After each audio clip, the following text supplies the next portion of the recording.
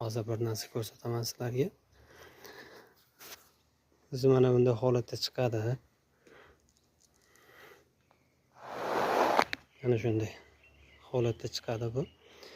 Keyin mana bu qora joylari maxsus texnologiya asosida kesib tashlanadi. Kesib tashlgandan keyin mana bu holatga keladi. Bu holatga kelgandan keyin o'zi sho'piga to'g'ri keladi. Zamok bo'lib bir-biriga tushadi. Mana bu yerda chak topolmaysiz. Hozir bu yerda ikkita klinkerimiz. Mana shu ko'rinib turgan ikkita klinker 1 kvadrat hisoblab beramiz. Nimaga 1 kvadrat hisoblaymiz? Ikkitasini. Mana bu 0,6 kvadrat. O'zi hammaga ma'lum. 0,6 kvadrat chiqadi, ya'ni 60 santimetrga 1 metr.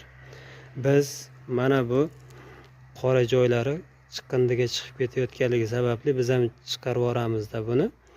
Sizga shu bir dona klinkerni 0,5 kvadrat hisoblab beramiz. Mana chak topolmaysiz. Hozir men sizlarga chakni ko'rsataman. Kesib tayyorladim.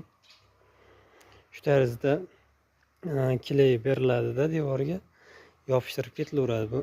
Juda ham oson, bu yarim tayyor mahsulot hisoblanadi. Buni afzalliklarini juda ko'pchilik biladi. Devordagi trashinalarda yopadi. Devor trashina bergan taqdirda ham bu trashinani yuzaga chiqartirmaydi. Birinchidan, ikkinchidan o'ta ham bir mo'yishli narsa, bemalol chang-chung bo'lsa, yuvib bemalol yana yaltiratib qo'yishingiz mumkin.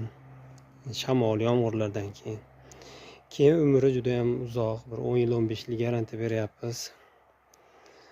Garantiyasi 10 yil, 15 yil. Endi xudo biladi, balkim 30 yil turar, balkim 40 yil turar.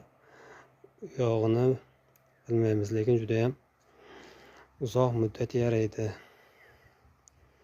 Mana bu holatda chiqib, mana bu holatda kesib tayyorlanadi. Hozir men sizlarga kesib tayyorlab ko'rsatyapman.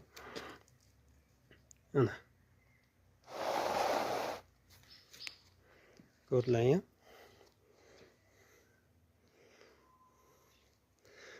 Sho'piga, g'ishti-g'ishtiga zamok bo'lib kiradi bu.